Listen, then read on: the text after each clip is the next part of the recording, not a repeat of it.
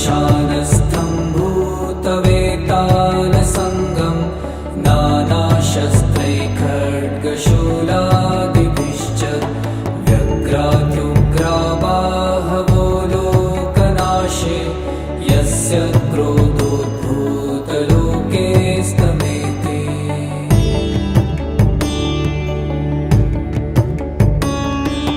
यो भूतादिपञ्चभूतैः सुक्षु स्तन्मात्रात्मा कालकर्म स्वभावै प्रवृत्तिरं प्राप्य जीवत्वमीशो ब्रह्मानन्दे रमते तं नमामि।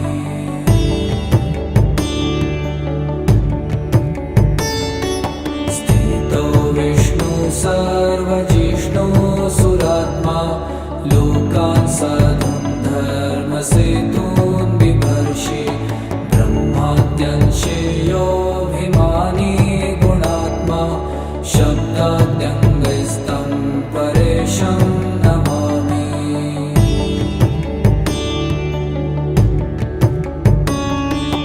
यस्याज्ञया वायवो वाति लोके ज्वलत्यग्निसवितायाति तप्यं शीतांशुघेतारकासङ्ग्रहश्च प्रवर्तन्ते तं परेशं प्रपद्ये।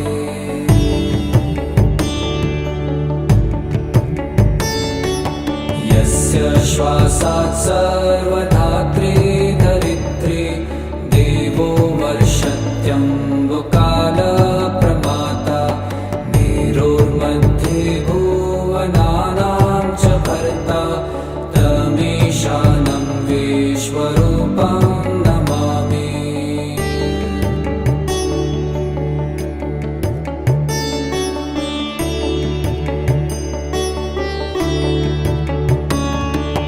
गौरीनाथं विश्वनाथं शरण्यं भूतावासं वासुकीकण्ठभूषं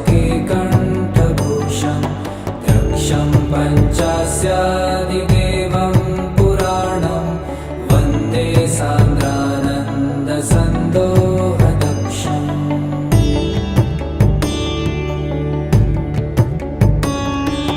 योगाधीशं कामनाशं करालं गङ्गासङ्गक्लिन्नमूर्धानमीशं जटाजटाटोपरीक्षिप्तभावं महाकालं चन्द्रभालं नमामि।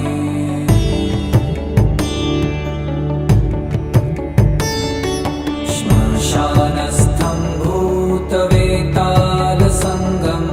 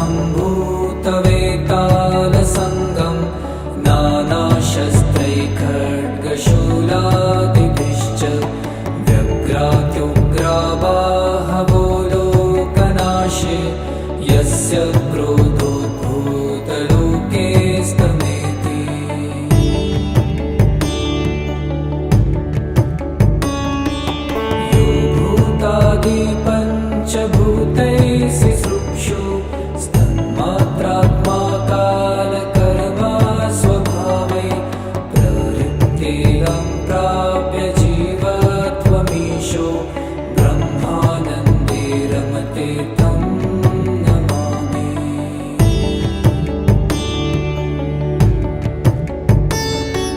स्थितो विष्णु सर्वजिष्णु सुरात्मा लोकान् साधुं धर्मसेतून् बिभर्षि ब्रह्माद्यंशेयोऽभिमानी गुणात्मा शब्दाद्यङ्गस्तं परेशं नमामि।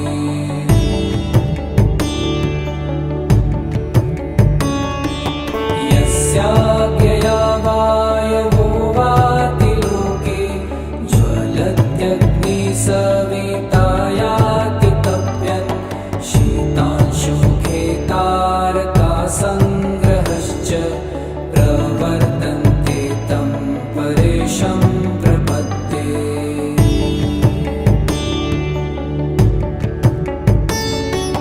यस्य श्वासात् सर्वदा